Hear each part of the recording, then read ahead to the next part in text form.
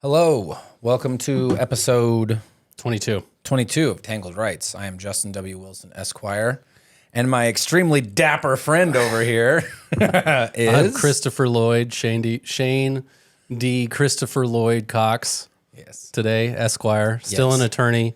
It turns out you can still be dressed like this and be an attorney. And you can appear in court, which he did.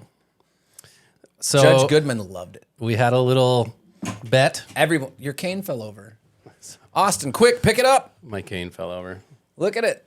Would you just look at it? There's my cane, plastic cane that I walked with in court Dude, today. it was so good. And you could hear it tapping. He looks like one of those pimps. Yeah. Like, he could be like one of those pimps, you know? Not that we know anything about that. He did not pander.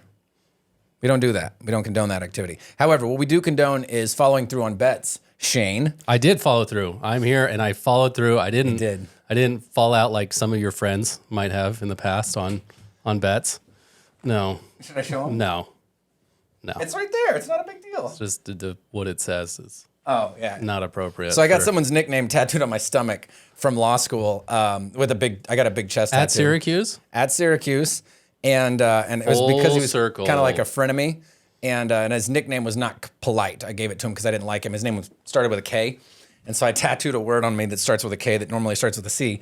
Anyway, and he didn't follow through with what he said. And so, you know, he lost honor, whereas you gained honor. I followed through, and it got at it. So UNLV lost in overtime to Syracuse. In a nail-biter to Syracuse. On some, what I would call controversial calls. But I mean, Justin your won't accept players it. want to continue to do things that are against the rules, and sure, whatever. they're gonna get called. Loser was going to wear a brightly colored orange or red suit. Yes. That was our bet to court and to the podcast. So and around town, which he did do. He went to PMP dressed in. Show him the shorts. I didn't have the whole. What we need to do is we'll post a picture now of you in court. We'll post you with that one with a velo. Look at this. Look at him. And then I had my shoes as well. It's ridiculous. Are you actually? What are you doing, dude? My Oh, no, not you. Him. He's not even looking at you. You can't see anything. Oh, Javin's here. He brought the hat. Anyway, it's not that. Shane, what did you get? What do we got here? So our minor league hat of the day was always going to be Syracuse, if we beat them or not. This is why I want to make fun of Syracuse as well.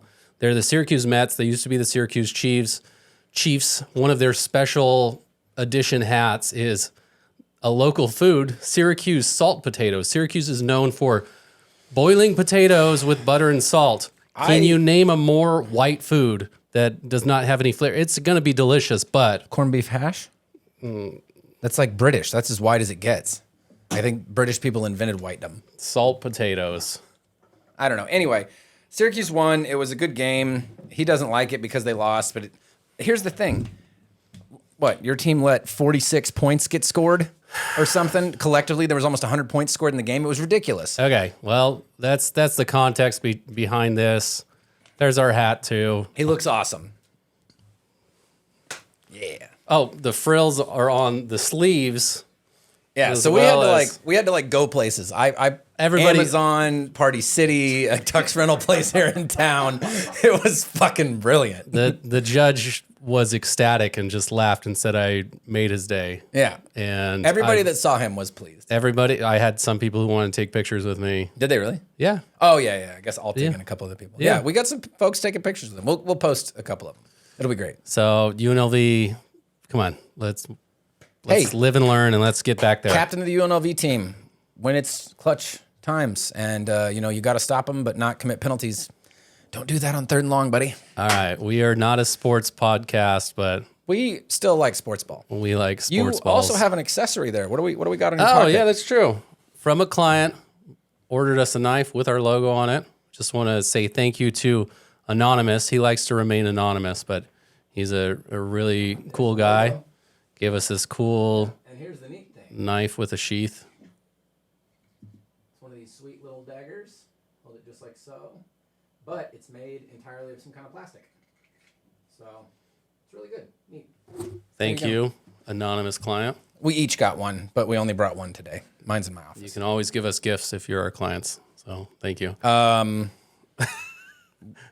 There are some ethical issues with that. So I'm going to take back what Shane just said. Also, this is not legal advice. Nothing that we say should be construed as legal advice. We do not have an attorney-client relationship. Let's step in there and say this. Yeah. We wanted to talk about some current events and some not so current events that were of legal stuff. Yes.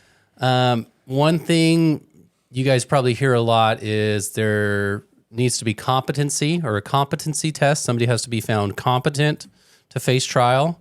That's usually the first step. So when we go to an arraignment, which is the first hearing when you're held to answer for your case, it's called an arraignment. So when you appear there, the judge will typically ask someone, the criminal defendant, if they read, write, and understand the English language, if they've ever had any mental health issues, if they've ever had any kind of counseling, psychotherapy. That's kind of like standard initial questions that the judge will ask. And that's just kind of an initial test for competency. So you have to be competent to be able to stand trial. You have to kind of understand the charges against you. That's another thing. Do you understand the charges against you? You have the right for your criminal complaint to be read to you on the record. And man, that's painful when that happens. 99 times out of 100, we'll waive that because we get a copy of it so we can just read it. And we've explained it to them. And we've explained it to our clients. But these are just kind of initial things that the system is intended to make sure people are competent. Sure. Sometimes that's a difficult thing to do and doesn't go the way that we think it should as criminal defense practitioners. Well, the other irritating thing is that, like, and I get where the confusion is when you're in the hot seat, but the judge is literally just asking them if they understand what they're being charged with. And especially people that seem like they might need comped, some of the public defender clients or whatever that come in on justice court and JC2, they want to mount a defense and start talking, and the judge has to cut them off and be like, hey, don't say anything, go talk to your lawyer. And it's just a painful thing to watch, and it sucks. It's tough, and a lot of people will just say yes because everybody else says yes. I read, write, and understand the English language, yes. Some that have language issues. We have a lot of Spanish speakers here in Las Vegas. Really? Yes, we do. Sure. And then on occasion, you'll see kind of other languages too. Tú también? Other yo también, yeah, sure. Whoa. I'd rather, if I was facing criminal charges, I'd want it in my native tongue, even though I speak some Spanish. Some? A bit of Spanish. I'd still want to face everything in English and have it explained to me in English because I don't understand Spanish well enough. I barely speak English, but that's the one I choose. Sure. Yeah. That's the best anyway. That's number one. That's number one for us. 1776, baby. What's up? So we're going to talk a little bit about competency in some cases we've seen. Yes. There was a case in the news very recently that raised eyebrows about competency from us and from some people that were commenting on it. These cases just fall into my lap that I see that get on YouTube. Now that you're in the affirmative murder porn section, you know about all these crazy cases. Dude, I see all of them. There was a brother and sister in the city of Johnson City, Tennessee. And if you know Tennessee, it's like a rectangle that comes to a point. Is it a long state, you'd say? Yes. In the very top right corner is Johnson City. Top, so you're talking northeast? In the very northeast corner is Johnson City, where, coincidentally... Lyndon B. Johnson's from. No. Dang it. Mountain Dew was invented, just like my socks. Good Lord. Yeah. He loves Mountain Dew, y'all. Love me some Mountain Dew. He would do terrible things for a new flavor. What? No, he would do worse than that, I guarantee it. Okay. So in Johnson City, there was a brother-sister in their 40s, late 40s, 50s, kind of older, by the names of Karen and Michael Murray, who were given the responsibility of taking care of their mother, who was very old. And when you say that, are you talking like how some people can get paid by the state to be the caregiver for a relative? I believe that was part of it, but I'm not sure. And snippets of this here. I'm not going to delve into the whole trial. You don't know every fact. We're talking in the context of competency here. Sure. A lot of people who just visually saw this brother and sister said they look like people who might have competency issues, learning disabilities of some sort. Okay. So from the outside, people are questioning competency without knowing them. And the question you had, which is, what I would have wanted, I want to hear him speak. You know, that's a big part. I want to hear him speak.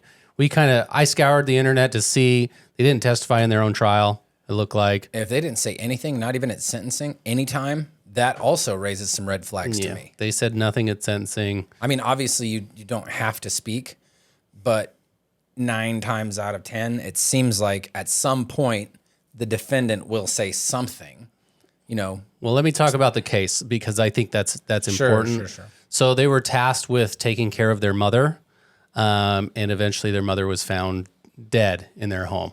So they were charged with... Found? Yes. Like they didn't report it? I don't know if they reported it or not. Sorry. That's another thing that would, again, point more towards... Big detail. So right? They did not have the ability to take care of her. It sounded like they didn't have the mental capacity to do that. They couldn't, do the things that she needed. Then why were they charged? And they were charged with first-degree murder, not just endangerment, which... Under like a neglect theory? Yes. It was like a failure to treat or failure to render aid. Yeah, kind of all of that stuff. So they were both convicted real quick, of first degree murder for this. On that. And got life without parole for this. So the law imposes, normally there's no duty imposed on you to do something. Like, yes, Austin's my friend, but if I was walking down the street and I saw him getting stabbed, I don't have to help him. If he was drowning, I don't have to jump in for him. You can do nothing, and there's no criminal liability. There's no civil liability. However, if Austin was my son or my father, and I don't do things when I could help them, that could be a problem. There are sometimes duties imposed depending upon a relationship. I'm digging the memory banks here from law school. I'm pretty sure it's like husband and wife, children, parent, brother, sister. I don't know if it extends to like cousins and whatnot, but basically the closer your familial relationship is, the more likely the law says, hey, you should help them if they're dying.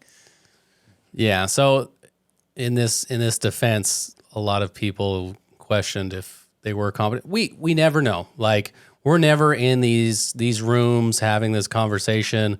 The decision not to testify at the trial is only the defendant's through advice of the attorney. But not testifying at trial and not speaking at sentencing are two totally different things. That's weird. That's weird. Well, look at the murder case that we were just kind of tangentially a part of, where the stepdad, spoke for probably 2 or 3 minutes. Because they always ask him, do you have anything you want to say to the court before they pronounce sentence? And he would apologize. Like, many times you see him apologize to the family, to their own families. Like, if, let's say that it's a crime where they killed somebody that's not related to them or whatever, and they're like, I just want to say sorry to my mom and dad. I'm sorry I let you down, blah, blah, blah. That's strange that they wouldn't have said anything. Yeah, their attorney just spoke for them, which... And this got pushed back a little bit. We were thinking about talking about it last week. This is right near Asheville, which was flooded, and Asheville, North Carolina, western North Carolina, before our new hurricane that happened in Tampa area. Florida, yeah. So this got pushed back a little bit, little crazy circumstances of what's happened in Asheville. They could just stop very sad hurricanes. That would be great. Yes, that'd be great. We've dealt with some competency issues recently, and the joke between criminal defense practitioners and maybe some prosecutors is, do you have a pulse? Yeah, you're competent. Well, I can't speak to Tennessee's competency courts, but I can speak to our competency courts after having dealt with it on the track, and it seems like you could find a baked potato competent. We've had some clients... The Dusky standard is a low bar. Yeah, we've had some clients tell us that they're the president of the United States of America in open court, right? Yeah, but worse than that, the same client you're talking about, it was like, what? We repped him for 3 months before I heard him speak a full sentence? Yeah. Like, you'd speak to this guy, and he'd be looking at you, and he'd just, like, with little subtle movements, like his eyebrows would raise, but it was real small stuff. And I went to comp him. He'd been comped before and had been up to Lakes or Stein, one of the others, which is the hospital where they help people that need competency, and comes back, try to comp him, and they're, oh, he's competent. Two out of 3 say that he's competent. Okay, how do you know? You couldn't get any information out of him. It could be that he's malingering and faking, or it could be he's so severely schizophrenic that he's not in the realm of reality, right? Yeah. And And those people have lucid moments sometimes too, right? So, Yeah. but this guy, in my experience, I've seen him a couple times. You've dealt with him a few more times. Doesn't seem competent to me. I don't think he's faking. And if he is, then he needs an Oscar yesterday. Because Hollywood, if you got any movies planned, if he's faking, he's your guy. If you need someone like the new Joker, he's the one. And okay, some people have questions about competency and insanity. Two totally different things.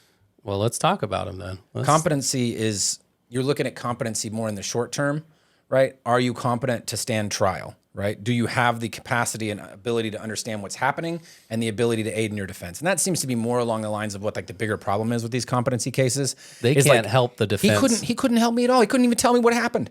Because when I asked him, he just shrugged his shoulders, right? And it's like...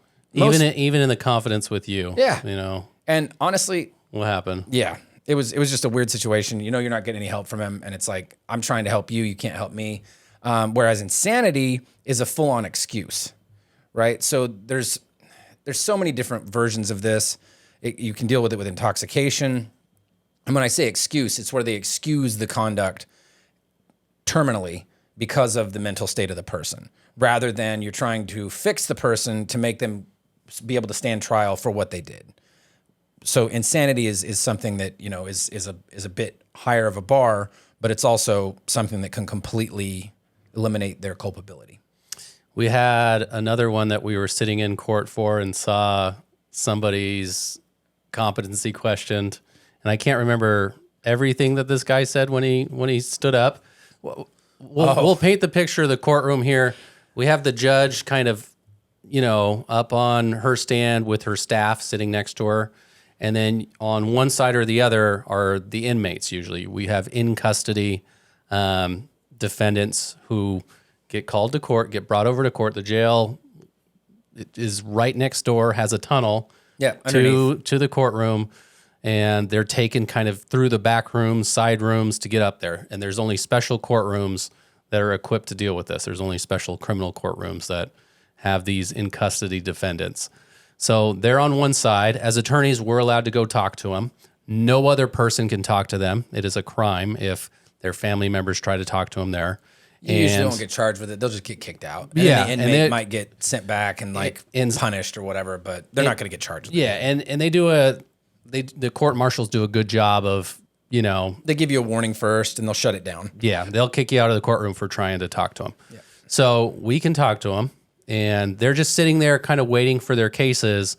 And when their case gets called, they stand up, and they're not usually next to their attorney at the time. Their attorney's at the tables, the judge is up here, and the inmates are on the side.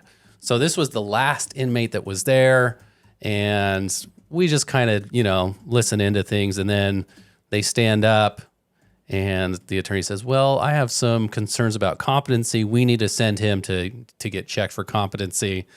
And then he gets up and he says, I can't remember everything he said, but he said some crazy stuff. And he said that the judge was going to lose her bar license. Yeah, he's going to have her disbarred. He's going to have the judge disbarred for this. What else did he say? Dude, I don't know, because it was so off the wall. It was like rapid fire. But at first he sounded normal. He stood up and he's like, well, Your Honor, and he was talking about his custody status. And it's like, oh, that's a normal thing. He's like, I have another case. Yeah, and it all sounded super normal. And then all of a sudden, he went off the waterfall, and he never came back. And I was just like sitting there, like, I feel like my mouth was hanging open because I was like, oh. He looked like a normal guy, too. He looked like a normal guy. And obviously, we're not like stereotyping or anything here, but a lot of the people that we've dealt with that have competency issues, they also have your standard issues with like hygiene. And there's like they can't function on a level that makes them look like everyone else. You know, and this guy looked, you know, he had like a little bit of stubble, but, you know, you could tell he shaved, he brushed his hair, he took a shower. Whereas some of my other clients that have been competency, they don't even know that they need to do those sorts of things because they've got such an issue going on. And yeah, he went off the deep end, bro. You're going to lose your license. And it's something about wasn't it jurisdiction or something crazy like that? Maybe. Yeah, I can't remember. Wild stuff that doesn't make any sense. That's why I can't remember it, because it was made up. It was interesting. But yeah, don't screw with her. You'll lose your license. So competency is something that's always checked. If somebody's coming and looking for an attorney and trying to hire an attorney privately, I've never really we've never really dealt with that. It's in these track cases where we get assigned. And it's usually 9 times out of 10, it's, like temporary meth-induced psychosis or something like that. But then occasionally you have somebody who's got more of an issue. Like, do you remember that client I had that he was like one of my first track clients, that sweetest guy, such a nice guy. He was always very thankful, and he knew that what he did was wrong, but he tried to steal this car on Boulder Highway because he needed to drive across town to fight the robots to save humanity. Dude, that's what I said. And here's the interesting thing that I brought with the prosecutor. I was like, look, he did this because he reasonably believed he needed to do it. There's almost a necessity defense for this theft because he didn't break anything. He just took the car. It was, well, first off, if you're driving on Boulder Highway and you stop to get gas at 3 a.m., don't leave your car running at the gas pump when you go inside. Yes. What's that line from Full Metal Jacket? Without assholes like you, there'd be no thievery in this world. Not saying it's your fault, dude, but like, come on. Anyway, so they pull him over, and all he does is he there's like pillows or something in there. He like barricades and like hides the windows. SWAT's all stacked up outside. They bust the window, open the door, and yank him right out of there. And he's this little skinny guy, He's a bit of a nut, but yeah, we ended up comping him, and he came back, and he was super grateful the whole time. He sat in there forever. Ended up having an extradition out of California, but he was so nice. He was, oh, Mr. Wilson, thank you so much. And like, yeah, I shouldn't have done that, but I had to fight the robots to save us all. And like, there was just this look in his eyes. It's like, dang, dude, you believe it. Like, cause you were there, you were fighting robots, John Connor, eat your heart out. T1000's coming. The liquid one? Forget about it, dude. Yeah. The part, no, it's T1000, right? Well, who was? Arnold was T1, and then the guy from the second one is 2. Maybe. I thought the one that turns into a cop. Yeah. Where she's on the phone, but then it turns over and he's got that knife through the dad's head or something. Oh, it's a crazy movie. I love that one. And then he melts down and with the thumbs up. Yeah. It's such a good movie. And where the sequel is better than the original. Yeah. Absolutely. One of the rare times. Yeah. We got sidetracked. Sometimes competency. The world of competency is complicated. And difficult. And some people don't think that there's justice when there's not competency, but the goal is to get them competent to then stand for the crimes. Well, and part of it is not just to stand, but they need to be able to help, right? And they know this facts and circumstances, presumably, and they can't do that if they're unable to speak. If they're incompetent, can't help. Correct. And we have something we're dealing with now, trying to overcome some competency issues, but that's okay. But he's at Stein now. Hopefully they're getting him some treatment. And he'll come back and be able to have a conversation with me, which would be great, as opposed to just staring at me. All right. T1000? What's up? What's up? The second one's a T800. You're a T800. Okay. All right, then. We have a short YouTube video we're going to pop on here about a lawyer, a public defender fighting with a judge. Yes.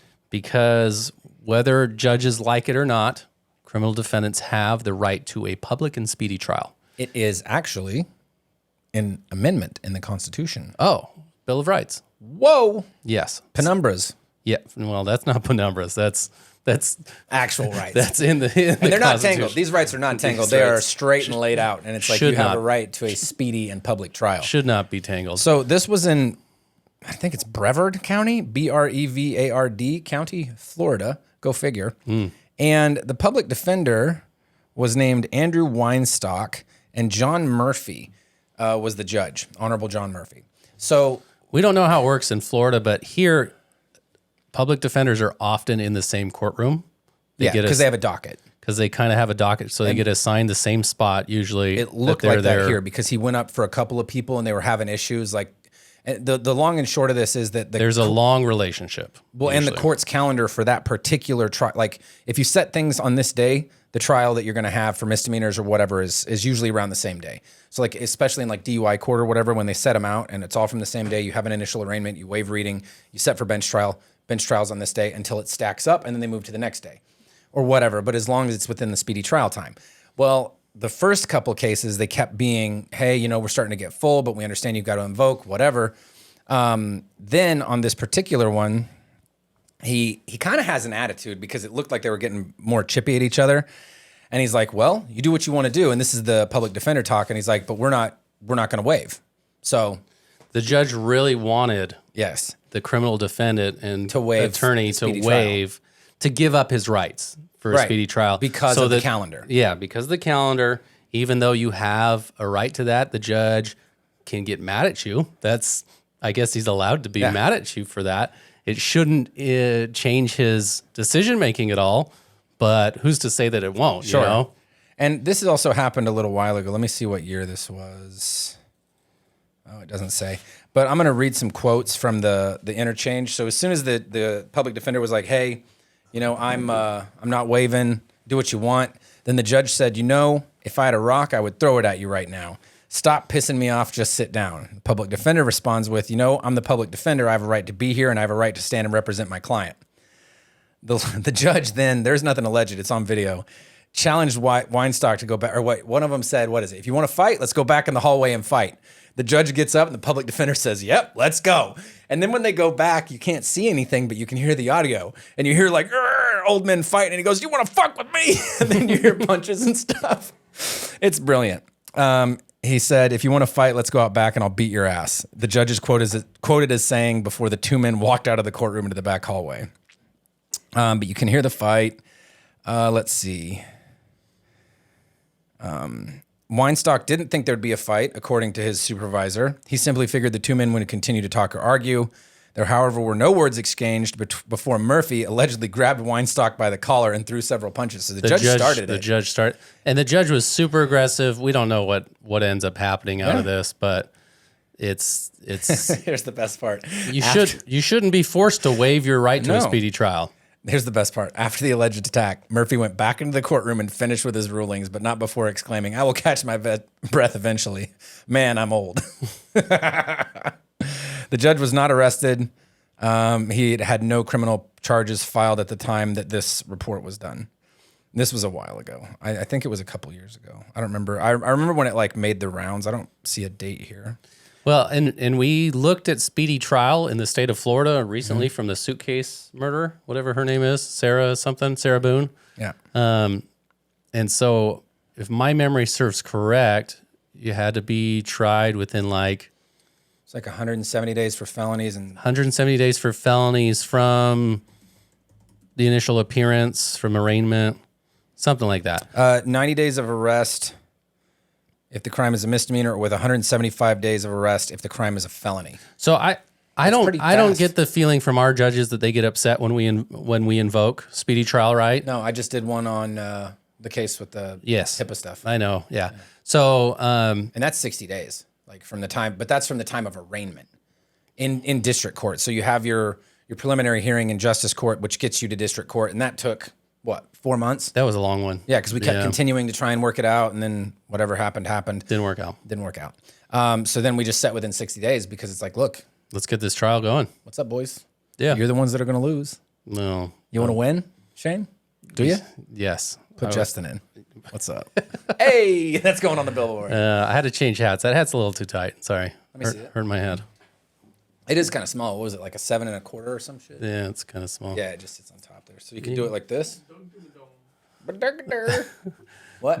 Dunkin' Dimmadome. Like campaign covers, like a drill instructor. That sounds fun. I always thought they looked so dumb when they walked around like that, but obviously you can't say anything. There we go. Yeah, it's a little tight. It's hurting my head. And just might not advise. Salt potatoes, baby.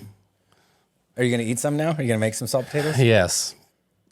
Sure. Nice. Okay. Anyway, so the interesting thing there is that You have a speedy trial right. Yes. We leave it to our client. We do want to talk to them heavily about what we Sure. need to do to prepare for a case. Yeah. And a lot of times, if you have a lot of evidence you need to go find to help your case, we don't want to, put you in a bad spot. We want to be able to get that evidence. So if the state's case is not ready, let's push this. as in the instance where we invoked, yes, because it's not getting any better for them. it is what it is. So let's just do this. Let's get it over with. And sometimes the state will fight it a little bit, and they want more time. But no, you're the ones pushing this case forward. You're prosecuting the claim. Be ready. Well, and the other interesting thing is that there's sometimes it's like a give and take, right? So in this instance that we just talked about, we want to invoke because we want to hold their feet to the fire. But in other times, you want to waive. And you want it to delay as much as possible because things happen. People retire, people quit. Witnesses get tired. Sometimes people pass away, and it's not good, right? Obviously, but it is what it is. It's not what we're pushing for, but right. Or then there's other instances I can imagine where you want to do it the other way, right? Let's say it's a battery involving some substantial bodily harm and the witness is alive now, but they might die.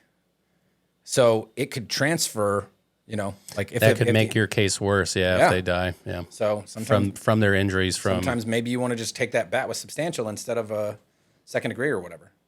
Right. So it's a very particular, awesome. very particular so good circumstances whether or not you want to invoke your speedy trial right. And so let's have that discussion. Yeah. In every case, sometimes you want it to go real fast. Sometimes you want to delay it. I think the real deal is that just orange looks good on everybody. Orange is the new black. I hate everything about this. I love it. We had some. Speaking of Sarah Boone, we had a crazy instance here where a body was found in a suitcase in Las Vegas. It's been a wild last couple of weeks for murders in Vegas. It has, and one of the top comments I saw said, "Oh, Sarah Boone got out. She's in Las Vegas." It's like, wow. Oh, I mean, it's funny, but it's also like it's not funny to the family of the people whose body was found in the suitcase. Fatalist humor. No, but the crazy thing about that body in the suitcase is they have no idea who did it. They have no idea. They're never going to find out. It's like that dude that got executed out in front of the office. They're never going to know. It's so sad, and yeah, it sucks. Just crazy that somebody finally said, "What's in the suitcase?" Opens it up, Why finds is a a body. Suitcase stinky? That's. Dude, That's no, so I was out in bad. the desert. It was probably like 3 years ago, and I was out there with Mikey and a couple of buddies. We were looking at stars because we drove out on Lake Mead Road, right? We were just hanging out, and I smelled something, and it's that death or whatever. You can smell it, and it was strong. It was real, real strong. And so there's like a pile of trash. So people just dump random crap out in the desert. Yes. Dude, I was concernned. So I straight up grabbed one of my headlamps out of my truck, went over there, and it was bad enough I had to hold my breath when I went to puncture this bag to see what it was, and it was just a big dog. Okay. But it was literally in a trash bag. And I'm thinking, dude, I thought the worst. My head was going crazy as I was... A body. A beginning of a Criminal Minds episode. Yeah, it's like, great, I don't want to... CSI. I mean, yes, if there's a body, I hope someone finds it. No, I don't want it to be me, because I don't want to deal with that. The body, finding it sucks, but like I don't want to... get questioned. Who's the person coming up with all these random ways that people find dead bodies at the beginning of those murder, television episodes? Because it's probably like somebody looking at criminal cases. yeah, that could be it. Because I mean, think about it. Like, how many times is it that someone was just out for a jog? Yeah, and then they notice a shoe. And it's attached to real a life foot or whatever. is stranger than fiction, they say, right? Sometimes, yeah. It was, dude. The trash bag. It had been there so long that it was like sweating. Dude, it was so that's gross. Sad. I mean, well, I felt awful for the dog, but I was super glad it was a dog and not a person. Yes, because it was like you were scaring me there that you actually found a body. I was so scared. I've seen dead dogs out in the desert when I went out shooting. It's so sad. I found a pit bull out there one time, same area, but it was just the top half. Oh, it was like literally, like if you this way, but it was clean. It was weird. Like a samurai sword or something. I don't know. Now there's the beginning of a Criminal Minds episode. The bottom was nowhere to be found. There was no like nastiness or anything. And that was the weirdest part, was there was nothing else around. We were out looking for rattlesnakes. And so, you're walking down the hill, you go through this valley or whatever, you're looking where the shade and stuff is. And it was just this, I don't know. The desert has random weird things. I'm not going to get off on a tangent, but yeah, it was the craziest thing I've seen out there, was that dog cut in half. It was very, very strange. Gross. Yeah. Anyway, we had another local story though. More killers. There was a serial killer from Las Vegas. This is pretty recent. He got his 4th open murder charge, Michael Coleman. But the reason that this one was a little weird, I mean, obviously serial killer, but he was associated with a guy named Carl Chester, who was murdered in May. But Chester allegedly ordered Coleman to commit murders in retaliation for not receiving his cut of PPP fraud money. Like those loans that people were getting during COVID. Yes. So it was like something to do with gang related, and they would get employees during the first year, and they would get these monies, and they would, the gang people were helping get people to pretend to be whatever. And yeah, this guy, apparently he would go around and he would, let's see, as the fraudulent money was obtained by Carl Chester and his associates was dispersed to individuals, He'd receive his cut of the money for the work he did, or how they got the lead to get the loan. And then Coleman would track the victims with GPS. He would wait, ambush them, and shooting all of them multiple times.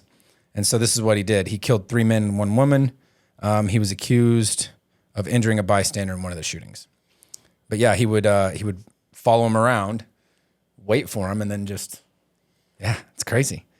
And so he just got charged with the rest of the murders, let's see, at the end of September. So he's probably getting ready for his prelim if they don't go to grand jury any day now. I mean, maybe they would have continued it for a little bit, but it's got to be getting close. He had his initial appearance September 18th. Yeah, for PPP loans. Isn't that wild? Hey, I saw some people with grand jury tags walk into the courtroom today. Maybe I did. Yeah, maybe they were going for that. Who knows?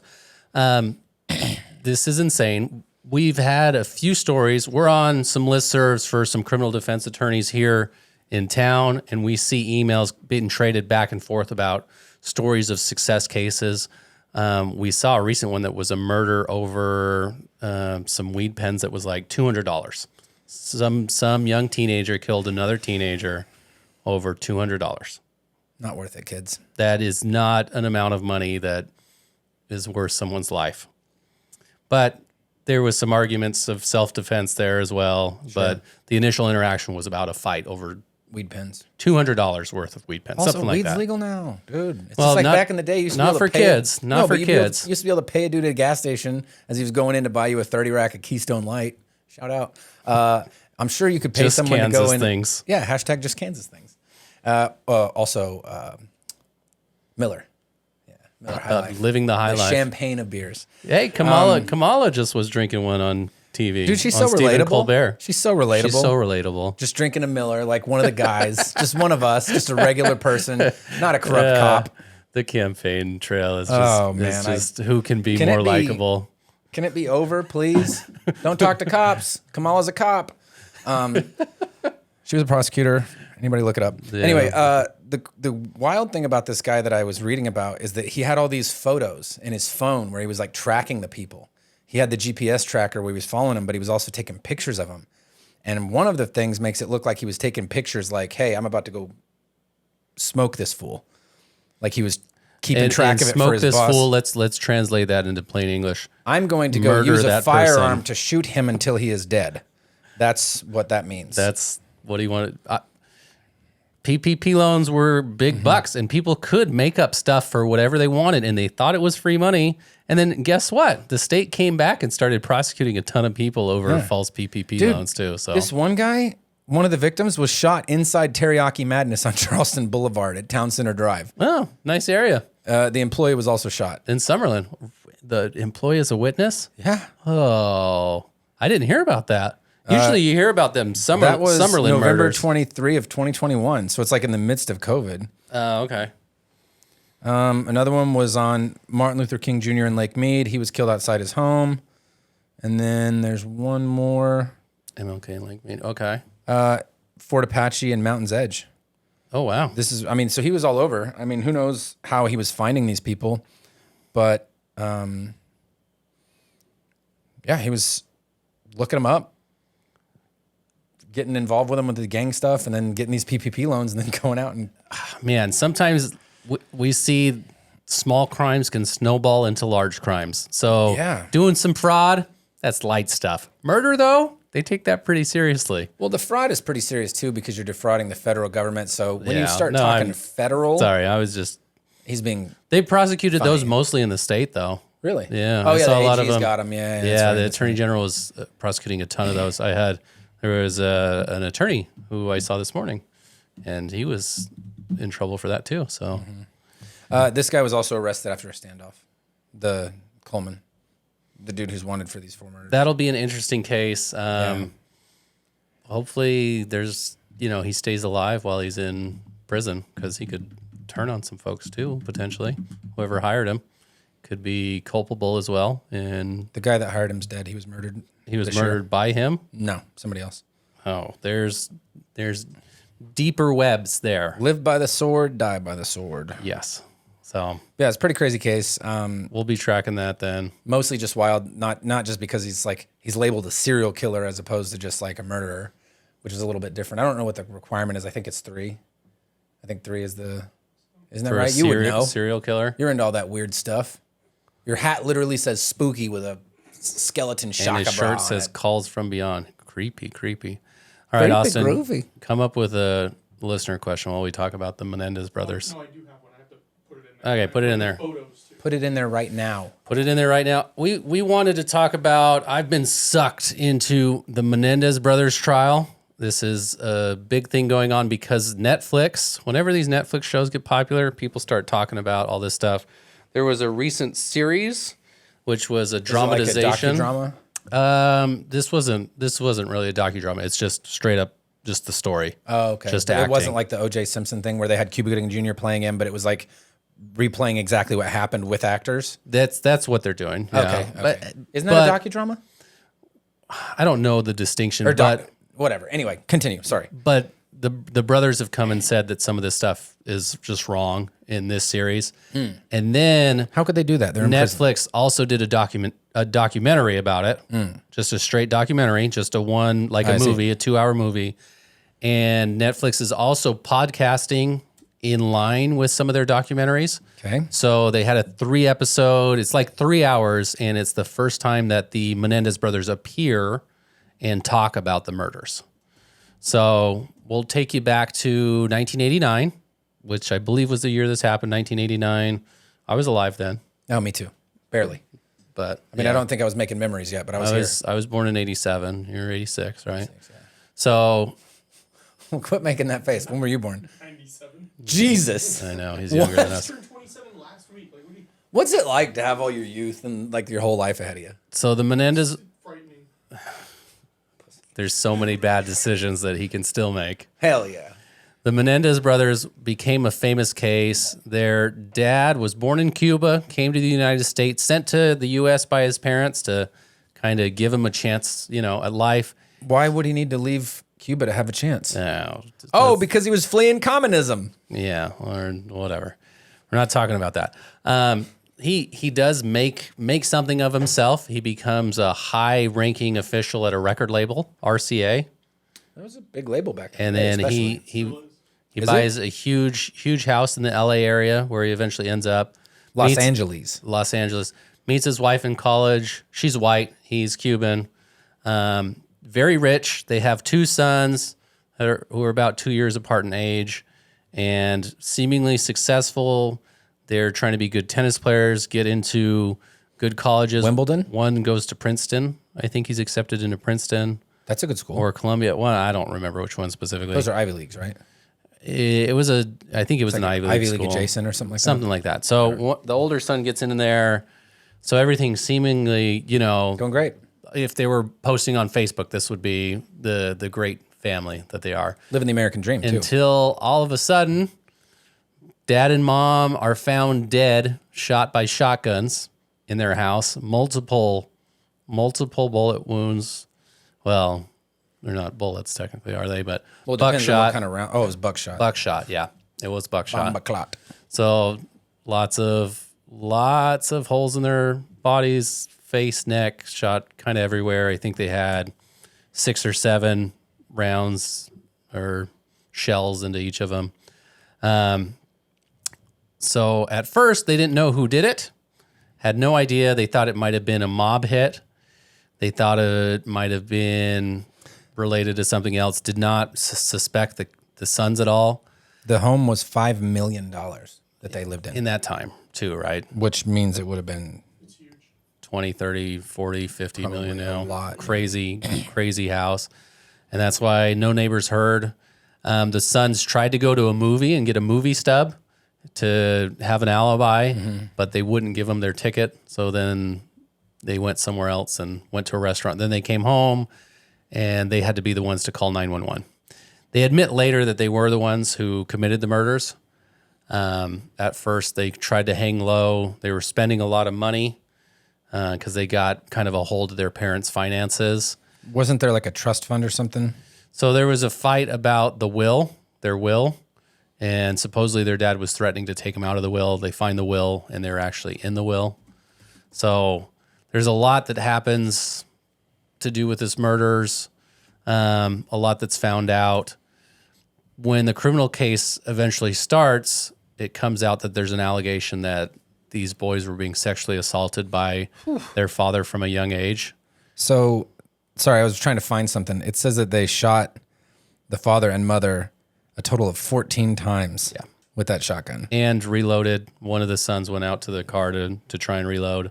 Yeah. They bought the shotguns at a Big Five Sporting Goods. Nice. Shout out. So Big Five. And bought it with a fake ID. They used a fake ID. Probably no CCTV at the point. Yeah. So back in the, late 80s. Late 80s, 90s. Might be able to get away with it. A little different than today on the standards there. I read something here, and please tell me if you're going to get to this. I'll shut up. About how they ended up getting caught. Go ahead. It says that one of them told his therapist. Yes. What? I don't know the real story. I've just seen the dramatization. Supposedly the therapist was recording the sessions to protect himself, because if they were to they had admitted it to him, and if they were to ever turn on him and kill him, he said, "Oh, I've got these, in my possession to protect me. So if you murder me, you'll get found out immediately." So that was maybe his way to protect himself. We're not sure. But that's part of it anyway. So eventually they're found out. We're here for legal stuff, so I want to get to the legal stuff, but It's important to have the context. The facts matter to get to the legal stuff. So they admit that they both murdered the two brothers.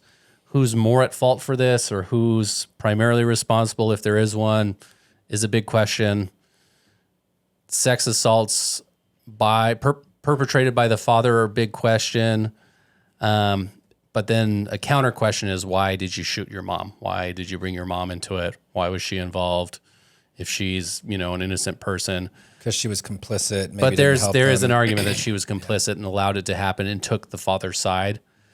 There was a cousin that did testify that, yes, one of the brothers told me, that he was being sexually assaulted by his dad years before. Sure. One of the siblings wrote a script that involved killing parents. And so that was a big thing that came out too, was they idolized this and, maybe pre-planned this. This was first degree in a sense. So there's an argument during the trial about what is going to be let in, whether or not there is even allowed an argument of this being because of the sex assaults that they had, and this is in response to it. There's no allegation that this is heat of the moment. This was a pre-planned thing, to do it, to commit these murders. So fast forwarding to the trials, they hire some very good attorneys. The family has money. They hire some very good attorneys who have gotten murderers, off of their murders before that they were acquitted for at trial. So they hired a blonde, curly-haired attorney, a female. They thought that maybe that was the right move. They initially hired OJ's attorney on the case. Shapiro. Bob Shapiro. Because OJ had 5 attorneys. Yeah, Bob Shapiro, one of OJ's attorneys. They were good attorneys, though. One of OJ's attorneys, and then fired him. He wanted to take a deal, and they said no. Because he wanted to probably do something other than life without. Yeah. So this goes to trial the first time, and they go through the whole trial, and the jury is hung. And so let's talk about hung juries a little bit. We've talked about it a little bit, but... Hung like a jury. So a hung jury just means that after pushing and pushing and pushing, the judge tries to convince people or tries to persuade people. Tries to push. Wow. All right. Tries to get people to give their vote. Yes. Whatever that is. Yes. Tries to get people to come to an agreement, though, right? Well, but also to come to what their vote is. So how this works is the jury gets, put in their room, and it's just the jury. For deliberations. They don't get access to the judge. The judge doesn't come in and check on them to explain anything. The only way they have a marshal of some sort or a bailiff. A bailiff is usually... That's their only point of contact. Right. And usually in juries they'll say, well, what do we do? And the bailiff says, talk it out. Yep. And then they can give questions to the bailiff to give to the judge. The judge And it has to be a written question. Yeah. So this whole group has to come together and say, what is our written question to the judge? And hey, we want more clarification on this. We want more clarification on that. Or, hey, we can't come to an agreement. And so that gets written to the judge, and then the judge brings in the parties and says, all right, let's open this question up and see what it is. And so they open up the question. They'll look at it usually before to see if it's something simple. Hey, we need more paper. Hey, we need, lunch. Hey, we need XYZ, whatever it is. So sometimes something will come, they'll write something that says, we can't come to an agreement. And then the first response from the judge is usually, keep talking, keep going. It's not just, hey, the first time they say, hey, we can't come to an agreement, that the judge. So I'm not trying to say that the judge goes in and persuades them and says, no, you guys need to come to an agreement. There's a written note back that says, keep discussing, see if you can come to an agreement. Which is fair. I'm sorry I called it persuading or pushing or whatever I said. Words matter. Yeah, I agree. It's just a note. But they do want some kind of They want a result, because if it's hung, then they got to go back and do this trial again potentially. And if hung means like if you've got 12 jurors and you get 11 guilties and one not guilty or any other combination thereof, where you've got split, then the case it's a mistrial. Yes. So they get tried the first time, and then there's a question of. I mean, this is in the news at this time. This is big, late 80s, early 90s. They were initially tried separately in 1993, the very first case. Even though the murder's 89, they don't get tried till 93. No, that's normal, but why would they try them separately? It's the same set of facts. It is the same set of... I don't know the motions that got involved in this. I haven't watched the whole show yet, but maybe we'll come back and talk more about it. So both trials are hung juries, okay? Both trials are hung juries. Yeah. Oh, both the first trials. Both the first trials. Wow. They get tried together the second time. So, and then they are found guilty the second time. And some of the evidence even changes, is not allowed, some of their arguments as being assaulted by their dad. There's more limitations on the second trial. Yeah. That's just what happens. So they get convicted. They get life without parole, life without the possibility of parole. And so these two kids are still, they're much older now. They're, in their 40s, late 40s, 50s, and they're both married, and they both put out statements through their wives. There's these people that marry inmates, and they think that they didn't do anything wrong. Or it's just a trauma response, whatever it is. Or they're just they're trying to make sense of it. Or they're murderers, No, they're weirdos. The people that marry a Charlie Manson. No, yeah. They're just a weirdo. We don't know these people. I mean, I'm just saying, I don't know. They could be a weirdo. Hey, listen, didn't we have an inmate on this show who got married and has a wonderful wife who supported him? Yeah. So this is true. But Charles Manson. I'm going to say that our client, creepy. Our witness, podcast guest, our guest on the show was a little bit different than Charlie Manson and the Menendez brothers. Yeah, no murders, obviously, either. So, yeah. Well, Andy's handsome. He's a good-looking dude. A missing part of this, the Menendez brothers had a string of burglaries that they committed. What? Before. Why? Because they, by all accounts, they were rich, spoiled kids. And just out burgling things. And they did some burglaries. Their dad was very upset with them. And there was a response. Yeah. I'm bored. Give me your stuff. Like, what the hell? So a famous picture Austin's going to put up, there's before they were caught and charged with these murders, they were out spending their parents' money, and they took a trip to New York, and they got courtside tickets to Madison Square Garden to see the Knicks. So in a Mark Jackson basketball playing card, they're in the background. Right there courtside. Sitting courtside, kind of a famous picture. I sent Austin the picture. We'll put it up. How funny. That's crazy. The odds. What are they? The odds of that are crazy. So this is huge in the news right now. Legally speaking, they've exhausted their appeals. There's not much that they can do right now. But sometimes the governor can pardon people or grant clemency or kind of change things. Sure. So the president can only grant clemency and pardon federal charges. These are all state charges within the state of California. So usually the governor, I would assume that the governor of the state. The governor is like the president of the state. Yes. I'm the president of California. That is true. I don't know California laws. I can't confirm. Every state I've ever heard of grants the governor. You know who that was, Austin? Of course, Arnold. The governor. I'm the president of California. So if you have more questions about this Menendez brother case man. as you watch it, it's kind of insane. They're looking for avenues to still be pardoned. Sometimes the popularity that comes from these cases gets things moving, but I would doubt it in this instance. It looks like, the state could the state just move for a new trial if they wanted to have a new trial? Is that allowed? No. Okay. If the state wanted to. Like, hey, let's give them another chance. Bite at the apple? Yeah. I mean, I've never heard of that. I have no idea. I mean, that's what was happening in that St. Louis one where the guy was put to death. The state wanted to have a new trial, right? So I got no idea, dude. You're talking about something I've got no clue about. that's above our heads, okay? We Way get, over my pay grade. Yeah, we get people off the first time, so we don't got to worry about that, right?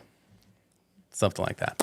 So Menendez brothers case is just crazy. It's not quite Flex Friday yet, but since you're not going to see me on Friday, I got to flex for you now. Eric and Lyle are in prison and will be there for a while. And the rendition of the show on Netflix was interesting and weird and Yes. focused on sexual stuff a lot, which It's Netflix. some directors weird. decide to take that route instead of just telling the legal story, which is fascinating in its own right. But All right, Austin, what's the listener question?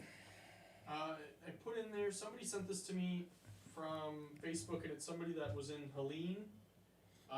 Helene. What's Helene? The hurricane, the one that Oh, happened okay, like a week okay. and a half Oh, ago. the one where the levee broke? in North Carolina, Yeah, this one's in Georgia. okay.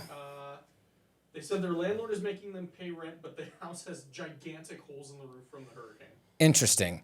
It's unsafe and unlivable. Is there anything I can do? We can't live in the house right now. Do I have any rights? So- Pictures. You have do some have tangled rights. rights. I don't know about Georgia. I'm not going to mention Georgia. But generally, Here in Nevada, and generally as tenants, you do have rights. If your house is uninhabitable, is there a warranty? there's a warranty of habitability, is what it's called. That's a fancy. It has to be habitable. You have to be able to live there. So when you buy something, you get a warranty, right? So implicit in the contract. So in the United States of America, most states have a warranty of habitability, meaning that you are guaranteed that a house is habitable, which means it can be lived in without issues. So one of the guarantees is, well, without serious issues, one of the guarantees is hot water. Hot water is one of the basic guarantees. What's a basic guarantee in the state of Nevada? Well, hot water is one. Well, what's another one that might be different from another state? Air conditioning, Oh, why? because Las Vegas, you can die from heat. I was going to say, it gets hot enough here to kill you. You can die Especially if you were sensitive, like an elderly person or a baby, you could flat out. Like, Yeah. you're not a good place to be. So I've had to deal with this before. My water heater went out right when we had a baby, and we fought with our landlord for a while. Physically? It just went kaput because the gas line. No, I meant, did you physically fight the landlord? No, not like that judge and public defender, but maybe we should have. Punched him right So in the mouth. a big hole in your house that seems unsafe. Yeah, no, I wouldn't pay rent for that. Here in But- Nevada, what you have to I was do going to say, there's requirements. You can't instead just not of pay the rent. you can't just not pay rent. You can either go pay to fix it yourself and withhold that money from rent. So let's say your rent's $1,000 and you have to pay $500 to fix something that's, one of those habitable things. You can just pay $500 in rent, or This is probably you the can better put option. the $1,000 in a trust. You can put it Escrow. in an escrow protected account. You can have you an can just attorney do earmark that. it in a regular account. You don't have to make a special account, but you have to. It depends on the state. It depends on the state. yeah, So let's get this right. Wherever you are, you do have rights, And they are not tangled. but you're might have to be going to court over this. Yeah. We don't know. But the thing there is, if you do have the money in escrow and you go to court, at least in the experience I have with the landlord-tenant stuff here, they're not going to find that you were delinquent in payment. They're going to find that the landlord in this hypothetical scenario is delinquent for not having the place be habitable. But another caveat here in Nevada is that you have a provision in the, I forget what it is, landlord tenant laws or whatever, that say that if the place is unlivable for a certain period of time or in a certain way, you can break your lease. You don't have to stay there forever. Yes, that is one of the ways. I forget the code, but I filed motions on it before. Yeah, so there's things you can do. We don't do much landlord tenant law. If you can't afford rent and have issues with that, you're not going to be able to afford an attorney usually. So, but if you're in Clark County, the Self-Help Center, yes, on the first floor of the Regional Justice Center, 200 East Lewis Avenue, they're happy to help you. Or the Legal Aid. Or Legal Aid of Southern Nevada will help you. Not at 725 South 6th Street. It's 725 East Charleston. We get people that stop by our office for that place. Which we're happy to see you. If you want to come say hi, that's where we are. So there are avenues that you can take. Mm-hmm. No, you don't have to just, give in and pay rent. Look at your local laws. Usually there's guides on your state websites that can kind of help you out. So do your research, search, Georgia landlord tenant help. Landlord tenant, yeah. There's like a self-help center for most places. There are forms available here in Las Vegas for you to file that make it very easy. Pretty simpler than other things. So try your best. Bluey dads, if there is a hole in your roof, you shouldn't just have to pay rent. Nope. And also, fully. Sorry for what you're going through. By all account, I've seen everything that happened in your part of the country. You got smashed. Yes. Sucks. Assist your landlord in making that insurance claim that they're going to make. Because then that roof will get fixed right quick, fast, and in a hurry. Yes. And you'll have a new roof. Hey, that's good. Even better to stop the water. Go UNLV. Please start winning. Syracuse can win all their games now. I don't care. Helps our strength of schedule. Every game forever and ever. Listen into Tangled Rights. And if you go and live in Syracuse, please support your local salt potato. Go down to Dinosaur Barbecue. Go to Postabilities. Go to Funkin' Waffles. Dude, Postabilities is awesome. Is UNLV playing in Syracuse next year? If so, we're going. Okay, let's go. All right. I'll take you to Postabilities. Let's go to Postabilities. We can go to Funkin' Waffles and get a Bloody Mary. I don't drink, but if we did, we could get Bloody Marys and chicken and waffles at 8 o'clock in the morning. I love that. Let's do it. We're going to Syracuse. Tangled Rights goes to Syracuse. See ya.